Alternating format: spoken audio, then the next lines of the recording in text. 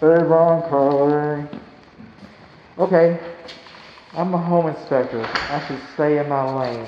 That's what I should do. But I have some engineering equipment that I use that does not make me an engineer. Okay, I operate windows and doors to determine and look at walls for movement to determine how a foundation is performing. This is new construction. Another thing that I do is I measure the floor with a CompuLevel. And again, being an engineer, I am not calculating slope. I am not doing tolerances. Okay, spec. I'm using guidelines.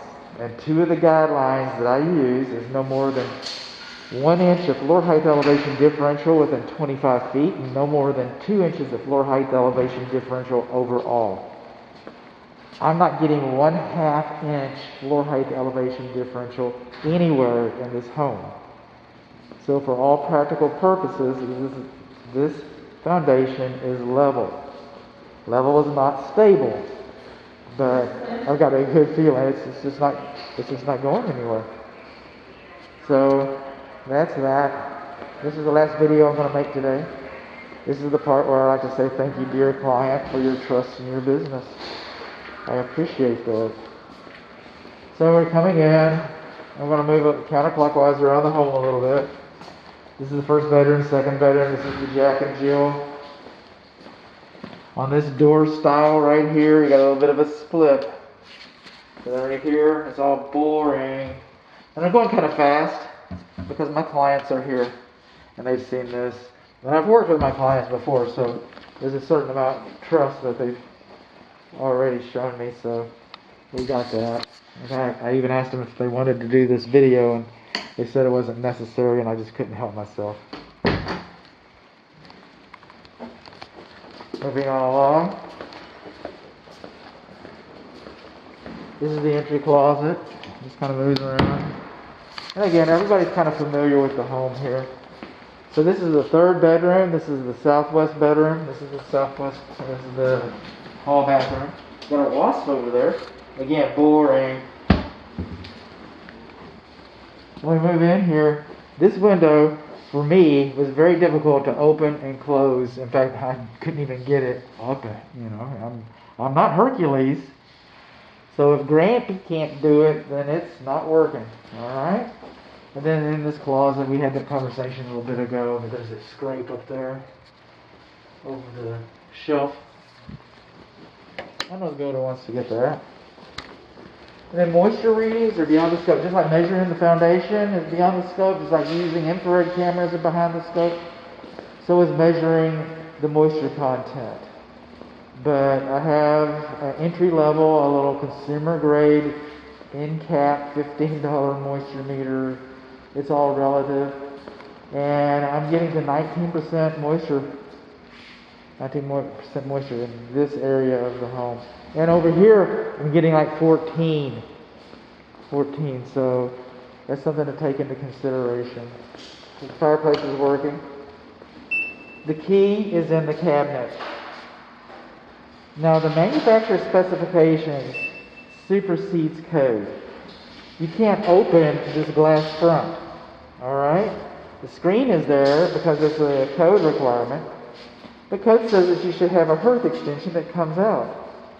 And we don't have one. This is, wooden flooring. But nothing's going to fall out. And the manufacturer specification supersedes code. On my report, I'm going to have to write that we do not have a hearth extension. This is a laminate floor, by the way. I've got a still image of this. The builder has a still image of this. The builder's promising to fix this. You're going to see a video in a little bit where I talk about these being dead runs, and they're up in the attic right now trying to correct those. One thing I recommend to my clients, and hardly any of them ever do, but I recommend that you have the air conditioning system balanced after move-in. New air conditioning system, new house. Get all your furniture in, your window coverings, and have a technician come in and balance it. I've had 2 clients actually tell me that was an outstanding value in their kit. They thanked me for that. Not hundreds of clients, nobody does it, I'm not sure I would do it. I'm a hypocrite.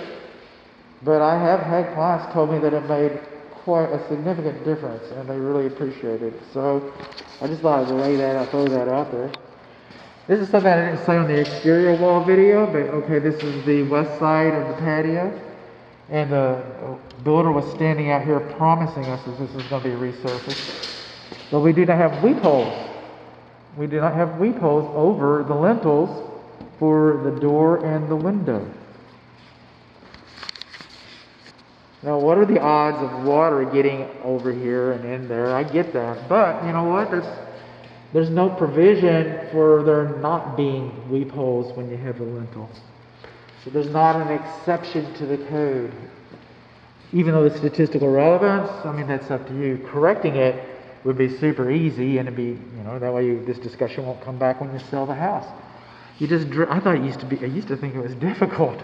I just couldn't be that simple, but you just drill some holes in the mortar between the bricks. One over the door and one over the window, and then it's done correctly. It's kind of weird, but it works. Yes, ma'am.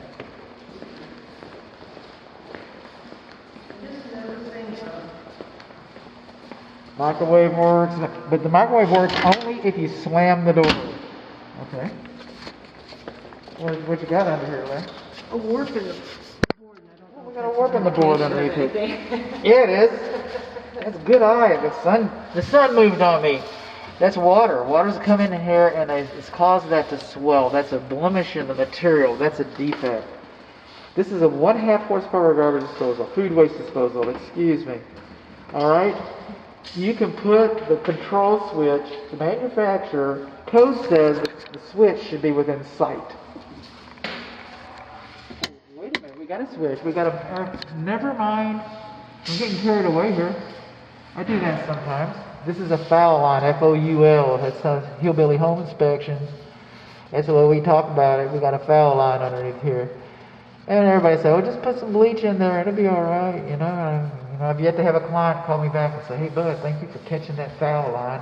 I'm going to bake the code reference in there because I like to do stuff like that." The dishwasher's work. I promised Lynn I'd open this up. Everything goes around. It's nice and hot. Steam's coming off. You see that? All right. Life is good. In fact, I can't find anything wrong with this dishwasher. Usually I say there's not an electric disconnect. There's one right there. Usually I say it's not GFCI protected, but it is. So that's fine. That's fine.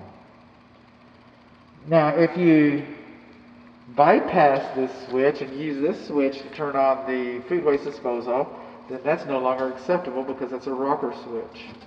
It's a rocker switch. It's supposed to have a definite switch. It's supposed to have writing on and off. Anyway, we're fine because we got the air switch up here, so I'm getting excited. That's what I do. GFCI, the cooktop works. Kitchen vent fan does not work.